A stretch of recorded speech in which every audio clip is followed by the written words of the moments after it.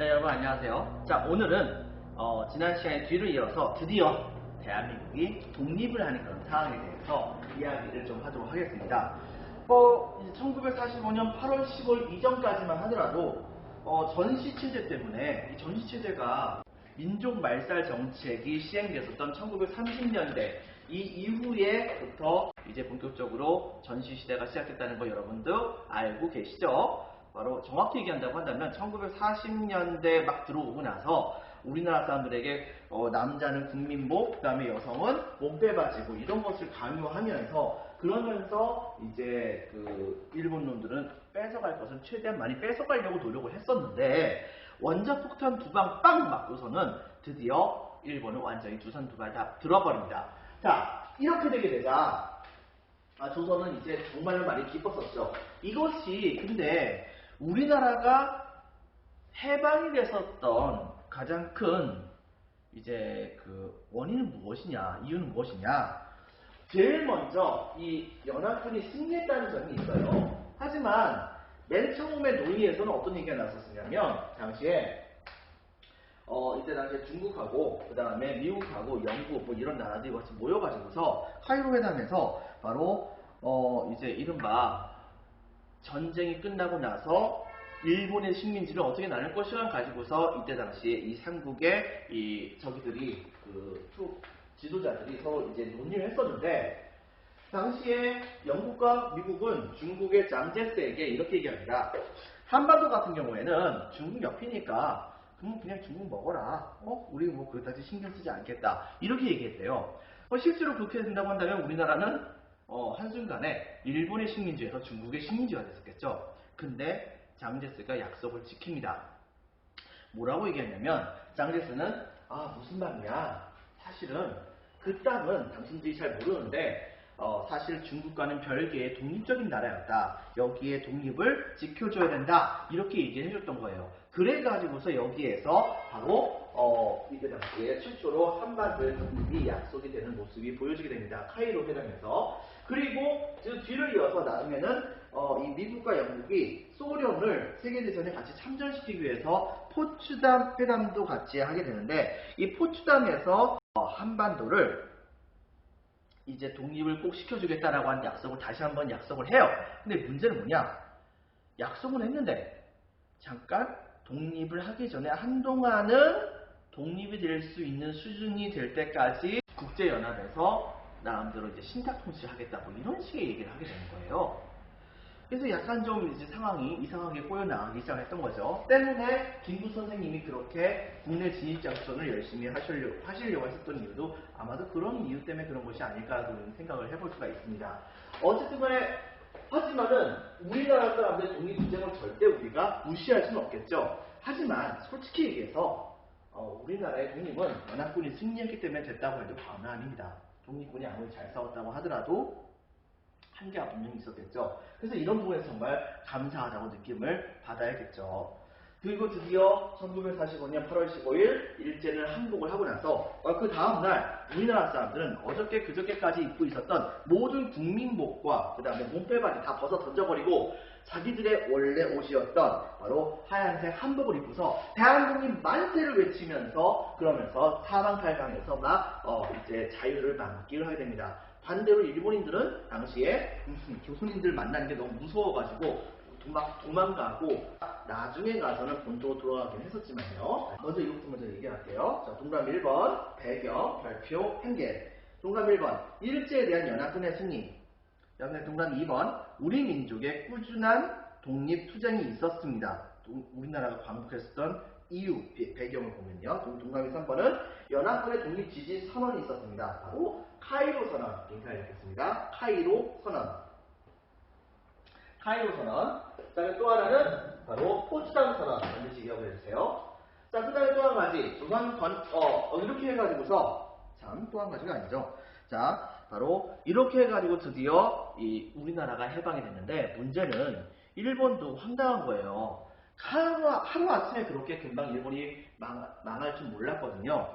그런데 갑자기 이제 일본 천황이 패망을 하게 되자, 당시에 조선 총독부에서는 일단 자기네들 국내에 있는 일본인들이 조선인들한테 좀 해를 입지 않고 무사하게 바로 본토로 돌아가는 것이 중요하다고 생각을 했었어요. 그래가지고서 어떻게 할까 고민하다가 당시에 자기네들이 잡고 있었던 풍업을 지키고 있었던 조선의 거물급에 해당하는 그런 독립운동가가 있었거든요. 그분이 바로 누구냐면 여운형 선생입니다. 그래서 조선 총독이 당시 여운형 선생을 감옥에서 끄집어 와가지고서 이때 당시 얘기를 해요. 우리 일본은 드디어 이제 본토로 돌아갈 것이다. 그러니 우리 일본인들이 무사하게 바로 일본으로 돌아갈 수 있도록 여운형 당신이 좀 주도를 해가지고서 그래서 조선 사람들의 혼란을 좀 막아달라 이렇게 요청을 합니다. 자, 이렇게 했을 때 당시에 이 여운형 선생은 뭐라고 얘기했냐면 좋다. 우리들은 뭐 일반 그런 일본인들 그냥 본국으로 돌아가는 것을 전부 인정한다. 그런데 몇 가지 좀 약속 좀 하자. 적어도 3, 4개월 동안에 바로 이 우리나라 사람들이 먹고 살 수 있는 식량은 우리나라 안에다 좀 남겨놔야 된다. 그리고 두 번째는 지금 즉시 바로 우리나라 안에 있는 모든 감옥에 갇힌 사람들 싹 다 풀어줘라. 이렇게 얘기를 해가지고서 그리고 또 한 가지 우리나라 사람들이 그때부터 행정권을 나름대로 장악을 하기 위해서 여러 가지 활동을 할 텐데 거기에 대해서 절대로 너희들이 방해하지 마라 뭐 이런 식의 약속을 내세웠던 거예요. 그래가지고서 바로 그런 약속을 받고 이때 당시에 총독부는 나름대로 오케이라고 하긴 했는데 물론 이것이 다 지켜지진 않았지만요. 그때 당시에 바로 이 여운형 선생은 드디어 감옥에서 나온 다음부터는 이제 이른바 조선건국준비위원회라고 하는 것을 만들게 됩니다. 바로 1940년대 말때쯤에 있었던 여운형 선생이 만들어주셨던 건국을 준비했었던 건국동맹이라고 하는 조직이 있었죠. 이것을 확대시켜가지고서 조선건국준비위원회라고 하는 위원회를 만들었는데 여운형 선생 자체가 중도 좌파 쪽에 해당되는 분이었어요. 중도긴 중도인데 약간 좌파 쪽에 계시는 분. 그래가지고 당시에 중도 우파 쪽에 해당되셨던 독립운동가 중에 한 분이었던 안재홍 선생을 나름대로 끌어들여가지고 그래가지고 우리들이 같이 힘을 합쳐서 전국구묘로 지금 현재 일제가 바로 이제 떠나고 있는데 일제 통치기간을 우리가 그대로 접수를 해가지고서 우리나라의 국가 시스템을 나름대로 정착을 시킨 다음에 그 다음에 나라를 세우는 것으로 하자. 그 다음에 또 한 가지 치안을 이제 담당하기 위한 경찰대 같은 걸 만들자라고 얘기를 해가지고서 이거에 따라서 나름대로 국가 조직이 사실상 좀 많이 만들어지게 됩니다. 근데 이게 도대체 우리나라에는 일본이 항복을 했는데 그럼 우리나라의 연합군이 진주를 하지 않았었느냐? 사실 상황은 그랬어요. 당시에 우리나라가 이게 뭐야? 자, 당시에 이렇게 있다고 한다면 당시에 소련은 북쪽에서 어느 날 갑작스럽게 일본이 항복하기 며칠 전에 바로 선전포고를 해가지고 순식간에 만주국을 멸망시킨 다음에 우리나라 북부까지 침공을 합니다. 우리나라 북부까지 침공을 해가지고서 일본군이 여기에 사정없이 밀리고 있는 상황이었어요. 근데 문제는 뭐냐? 미국은 일본하고 미친듯이 싸움을 벌이고 있었는데 저기 서쪽에서 싸우고 있었단 말이에요. 근데 그런 상황에서 갑자기 일본이 항복을 한 거예요. 이렇게 하다 보니까 이 미국이 뭔가 좀 문제가 있는 겁니다. 왜냐면 소련을 끌어들이기는 했는데 문제는 이 소련이 바로 계속해서 밀고 내려오면은 한반도 전체를 이 소련의 영향력 하에 완전히 이제 뺏겨버린다고 생각을 했던 거예요. 그래가지고서 어떻게 할까 고민하다가 원래는 독일이란 나라, 독일이 이제 세계대전을 일으켰었으니까 독일이 소련과 그 다음에 미국과 같은 그런 나라들에게 갈라져가지고 동독과 서독으로 갈라졌었는데 그것처럼 원래 일본도 미국과 그 다음에 소련이 각각 갈라서 그래서 위인 통치를 하는 그런 상황이 있었어야 됐었습니다. 그런데 되게 아이러니컬하게도 미국이 그렇게 소련에게 요구를 하게 되자 소련은 일본을 먹는 게 중요한 거지 일본의 영토 일부를 차지하는 게 중요한 거지 한반도에 대해서는 그다지 관심이 별로 없었거든요. 때문에 미국이 이때 당시 요청했었던 38도선을 중심으로 해가지고서 그 지역을 북쪽을 바로 소련이 일단 차지해서 그 지역에 있는 일본군을 무장해제시키겠다라고 약속을 해요. 약속을 해가지고 실제로 소련군은 38도선 이남으로 내려오지 않습니다. 근데 문제는 뭐냐? 이 남쪽에 소련군도 내려오지도 않고 있는데 미국도 아직도 도착을 하지 못한 거예요. 거의 한 달 이상 이때 당시에 일부분은 계속해서 한반도에 있는데, 그런데 연합군도 진주하지 않은 상태에서 일본이 항복한 애매모호한 이상한 상황이 벌어지게 된 겁니다. 그런데 그때에 이 건국준비위원회가 나서가지고서 전국적으로 일어날 수 있었던 혼란을 나름대로 잘 잡으면서 나름대로 국가로서의 역할을 해나가려고 하는 모습을 보여주게 됐던 것입니다. 때문에 이 건국준비위원회는 매우 중요하다고 볼 수가 있어요. 별표 2개. 조선건국준비위원회 적어주세요. 자, 조선건국준비위원회 적어주고, 자, 그 다음에 또 한 가지, 여운형, 그 다음에 안재홍 선생이 중심이 돼서 밑줄 치겠습니다. 여운형, 안재홍이 민족주의자와 사회주의자들 규합, 밑줄, 전국적인 규모, 박스.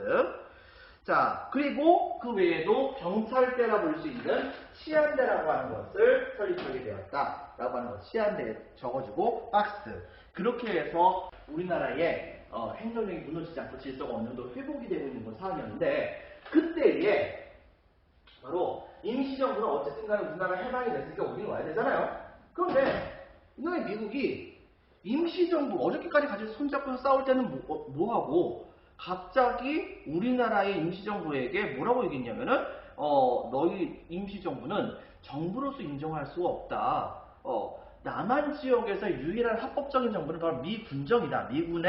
미군이 만들어 놓은 군사정부다. 그러므로 이때 당시 임시정부는 정부로서 귀국을 하지 말고 개인 자격으로서 귀국을 해라라고 얘기를 했던 거예요. 근데 문제는 뭐냐? 어쨌든 간에 우리나라가 진짜 해방했던 것은 연합군이 승리했기 때문이고, 그 연합군의 사실상의 우두머리와 같은 나라가 바로 미국이다 보니까 우리나라의 임시정부의 경우에는 이 미국의 말을 들을 수밖에 없었던 것이죠. 결과적으로 어떤 일이 벌어졌느냐? 당시에 바로 김구 선생님은 어쩔 수 없이 바로 임시정부의 주석 자격이 아니라 개인 자격으로 오겠다고 하는 것을 약속을 하고 나서야 간신히 우리나라에 도착을 하게 됩니다. 그리고 각각 개인 자격으로 도착했던 임시정부의 요인들은 국내에 들어와서는 우리나라 사람들 열렬한 환영을 받았겠죠. 바로 한국 독립당이라고 하는 단체를 만들어요. 그래가지고서 이 정당 생활을 해나가게 됐었었는데, 바로 김구 선생이 오기 직전에 바로 미국의 도움을 받아가지고서 이승만 박사도 우리나라에 이제 귀국을 하게 됩니다. 어쨌든 간에 이승만 박사가 나름대로는 어쨌든 간에 우리나라의 임시정부의 초대 대통령이었으므로 우리나라 사람들 전부 다 이승만 박사를 되게 엄청나게 환영을 했었다 볼 수 있겠죠. 그리고 중국 쪽에서는 사회주의 계열 쪽에는 되게 했었지만 예난 지역에 있었던 조선 독립동맹, 바로 김두봉의 조선 독립동맹도 같이 이때 당시에 우리나라로 귀국을 하게 되면서 해방정국에서는 조선건국준비위원회도 미군정에 인정을 받지 못하거든요. 이렇게 되다 보니까 당시에 바로 우리나라 안에서는 누구도 인정받지 못한 상태에서 서로가 권력을 잡으려고 하는 그런 대혼란이 벌어지게 됐다 볼 수 있겠습니다. 정확히 얘기한다면 남한만. 자, 그렇다면 남북군은 어떻게 됐었느냐? 바로 남북분단에서는 일본군의 무장 해제를 명목으로 당시에 남쪽과 북쪽을 갈라놨었던 것이죠. 하지만은 문제는 뭐냐? 어쨌든 간에 38도선을 위는 소련이, 그 다음에 아래는 미국이 차지하게 되는 상황이 벌어졌던 것인데, 그런데 여기서 이제 누가의 5번 군정을 넘어가게 된다고 한다면, 좀 전에 선생님이 설명하셨죠?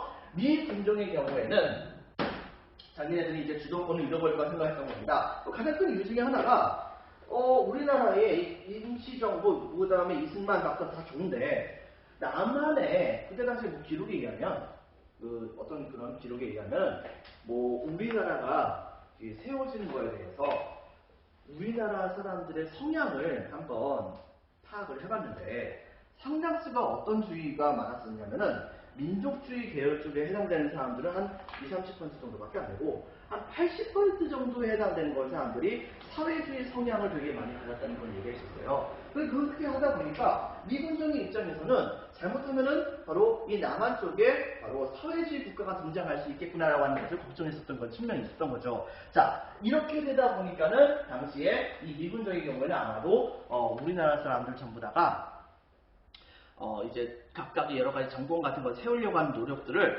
전부 다 막으려고 노력했던 것이 볼 수 있지 않을까 우리가 찾아볼 수 있겠습니다. 하지만 어쨌든 간에 그럼에도 불구하고 이 민족주의 계열 쪽이 민주주의 계열 쪽하고 약간 좀 비슷하기 때문에 이 미군정의 경우에는 바로 이 민족주의 계열 쪽을 열심히 좀 지원을 해주는 모습을 보여주게 됩니다. 그래서 민족주의 주로 지원했고, 자, 소련 군정의 경우에는 바로 북쪽에도 바로 이 건국준비위원회가 있었어요. 근데 소련 딱 들어와서 보니까 이미 중도파에 해당하는 바로 이 인민위원회, 즉 북조선 건국준비위원회가 이미 있는 상황이었기 때문에 그렇기 때문에 굳이 건드릴 필요가 없는 겁니다. 그러다 보니까는 그래? 그럼 우리는 당신들에게 해방군으로 왔다 라고 얘기를 하면서 그러면서 당시에 이 인민위원회가 마음대로 개혁정책 같은 걸 펼칠 수 있도록 정권을 이임을 해줍니다. 그러면서도 모든 행정권을 다 줬었고 그러면서도 자기네들이 중요하다고 생각했던 분야에 대해서는 간섭을 했었어요. 그래서 간접적인 통치를 보여줬던 것이죠. 그리고 나서 나중에 가서는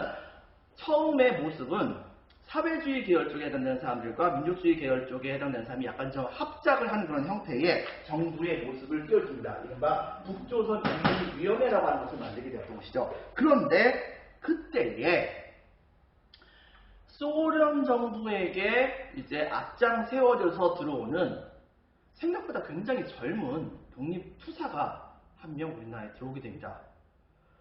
이 사람은 바로 1930년대 말때쯤에 이른바 보천보 전투에서 나름대로 이름을 날렸었던 인물이었었죠. 때문에 우리나라 사람들은 그 시대 때에 만주까지 일본이 차지했던 상황인데 바로 우리나라 북쪽에 있는 국경선 근처에까지 쳐들어와가지고서 보천보 지역을 이제 그 지역에 있었던 일본인들을 공격했었던 것은 정말 대단한 것이라 볼 수 있기 때문에 이 사람의 이름을 많은 사람들이 전부 다 기억을 하고 있었습니다. 그 사람의 이름이 바로 누구냐면 김일성입니다. 이 김일성이 딱 도착을 하게 되자 소련의 지원을 받아서 도착을 하게 됐던 거예요. 뭐 말에 의하면 보천보 전투에서 승리하고 나서 돌아갔었던 김일성은 나중에 더 이상 거기서 활약을 하지 못하게 되자 소련 쪽으로 넘어갔고 이 소련 쪽에서 바로 일종의 뭐 말에 이건 하나의 설이에요. 바로 KGB 소련의 이제 그 비밀 요원 바로 이런 요원으로서 그런 교육을 받았다는 말도 있습니다. 어쨌든 간에 그렇게 했다가 이 소련이 우리나라에 딱 들어오는데 자기네들하고 좀 관련 있는 사람 중에서 바로 이 김일성이라고 하는 사람이 있잖아요. 이 사람을 통해 가지고서 이 북한 정권을 차지하게 된다고 한다면 소련의 입장에서는 북한 정권 자체가 소련에게 유화적일 수밖에 없기 때문에 그렇기 때문에 바로 만족을 충분히 할 수 있을 거라고 생각했던 것이죠. 그래가지고서 당시에 이 김일성을 중심으로 겉으로는 우리나라 사람들에게 모든 권력을 준 것처럼 했었지만 실제로는 김일성 중심의 공산주의 계열 쪽에 있는 사람들 주로 지원을 하게 되는 상황이 벌어지게 됩니다. 그렇게 되다 보니까 남한은 완전히 대혼란의 지경이 빠져 있는데 북한 경우에는 아예 하나의 정권 자체가 만들어진 조직화가 남대로 잘 이루어지게 되는 상황이 벌어지게 되면서 그러면서 남쪽과 북쪽의 정치적인 혼란 정도가 완벽하게 다 차이가 나게 되는 상황이 벌어지게 되는 겁니다. 이렇게 되다 보니까 이때 당시에 분단이 점차 정착이 되는 상황이 벌어졌다 볼 수 있겠죠. 자, 여러분들 그래서 당시에 이런 문제로 인해 가지고 우리나라 사람들은 해방은 되는데 도대체 언제 제대로 된 정권을 만들어서 그래서 하나의 나라로서 활동할 수 있는가 이거 자체가 말 그대로 초미의 관심사였습니다. 이거 들어가기 전에 먼저 프린트부터 먼저 한번 살펴보도록 할게요. 자, 먼저 보겠습니다. 자, 기타에서는 임시정부 박스, 임시정부는 박스, 빈칸에서 말하는 개인 자격으로 귀국, 개인 자격 밑줄, 그 다음에 김구, 빈칸에 들어갈 말은 김구입니다. 김구 선생께서는 당시에 한국 독립당 밑줄. 자, 그 다음에 또 한 가지 이승만 대통령도 이때 당시에 귀국을 하게 됩니다. 이때는 정확히 얘기하면 대통령은 아니었죠.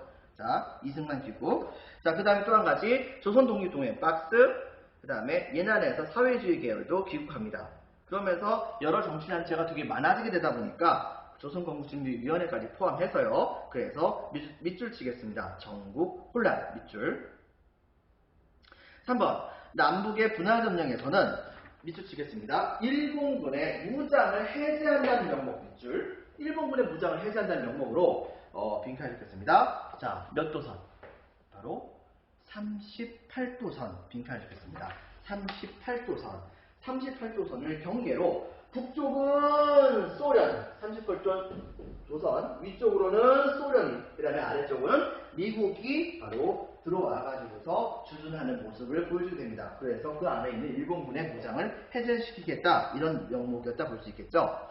자, 이렇게 되는 과정 중에서 동그라미 4번에 자연스럽게 군사정보가 실시가 되게 됩니다. 군정의 실시, 미군정 박스. 전쟁시 내의 모든 정치단체를 인정하지 않고 빈칸을 적겠습니다. 군정. 자, 군정. 이것을 군정을 꾸렸고, 그래서 여기에 있었던 모든, 우리나라의 모든 독립운동 단체들 다 무시된 거예요. 미군정에게. 자, 그냥 또 한 가지. 하지만 나중에 가서 우리나라 안에서 미국의 입장에서도 민주주의 국가가 등장하는 것이 미국의 이익에 부합되는 것이기 때문에 주로 빈칸에 적겠습니다. 민족주의 계열을 중심으로 지원을 하게 되었다라고 하는 것을 기억해 주고요. 자, 그 다음에 자, 소련 군정의 경우에는 동그라미 1번 조선인의 바로 인민위원회, 조선인들이 미리 만들어놨었던 인민위원회, 이 인민위원회에 행정권을 넘겨줘가지고서 그래서 니네들이 불친장치고 다 해라. 근데 뭐 중요한 것은 나도 보고하고 간접적으로 통치하게 된 겁니다. 하지만은 그때 당시에 그렇게 해가지고 만들어졌던 북조선 인민위원회, 이거 자체에다가 바로 소련 쪽에서 키웠었던 인물 김일성을 데려오게 됨으로써 그 사람을 수반으로 하셨던 사회주의 계열 쪽의 세력들이 권력을 잡게 만드는 모습을 보여주게 됩니다.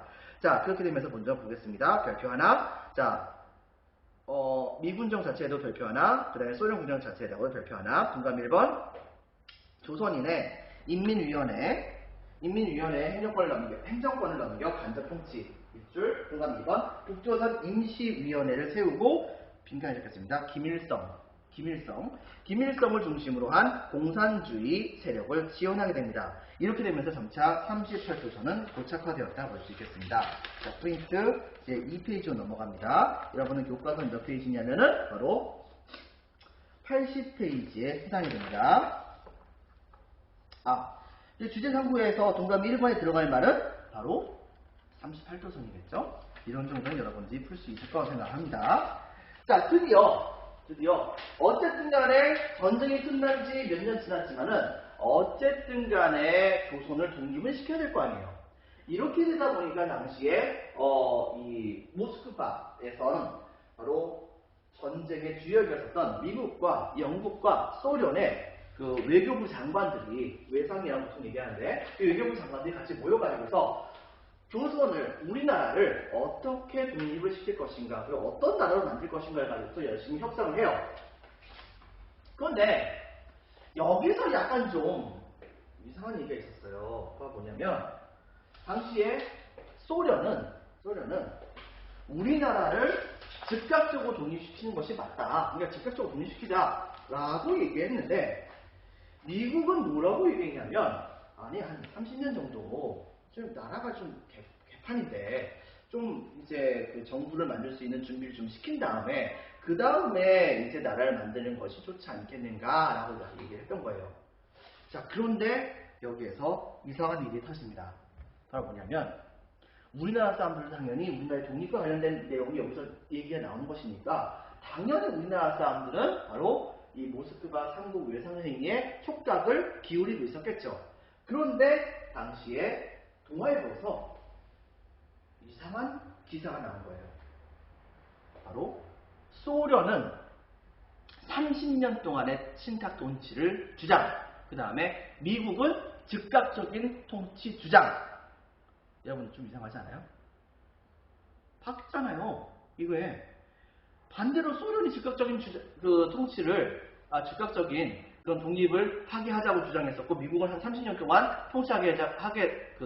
친탁 통치를 하게 하자라고 얘기했었고, 근데 이것을 거꾸로 얘기하니까 이렇다 보니까는 어저께까지 사회주의 계열 쪽에 대해서 굉장히 호의적인 눈빛을 바라보고 있던 많은 사람들이 어느 순간에가 변신합니다. 어땠느냐? 아니 지금 소련이 우리나라 30년 동안이나 신탁 통치하겠다는 것은 바로 우리나라를 먹으려고 하는 거 아니야? 또 식민지 생활을 하게 하라고? 이건 사회주의 놈들, 나쁜 놈들이네 하면서 당시에 소련 쪽을 되게 안 좋게 생각합니다. 그러면서 우리나라 사람들의 여론이 갑자기 확 바뀌어버려요. 여러분들. 확 바뀌어버리고 당시에 이 얘기가 들리는 그 순간부터 바로 우파 계열쪽에 해당하는 이 우익이 바로 이 민족주의 계열쪽이라고 생각하면 돼요. 민족주의 계열쪽에 해당되는 사람들의 경우에 아예 신탁 통치라고 하는 것 자체는 식민 정치를 말하는 것이고 식민 정치는 곧 우리나라를 이제 독립을 안 시키겠다고 하는 것이나 마찬가지니까 우리 민족 지도자들의 경우에는 절대로 이 신탁 통치에 대해서 찬성할 수 없다라고 하면서 열심히 신탁 통치를 반대한다는 반탁운동을 열심히 벌이게 됩니다. 자, 그래가지고서 이 좌익도 마찬가지였어요. 좌익대 생각을 해도, 즉, 이제 좌파들, 즉, 이른바 사회주의 계열쪽에 해당되는 사람들의 경우에도 우리나라의 독립이 중요한 것이 지금 현재 무슨 놈이 신탁 통치냐라고 해가지고서 되게 반대를 많이 했었거든요. 근데 나중에 드디어 전파가 됐어요.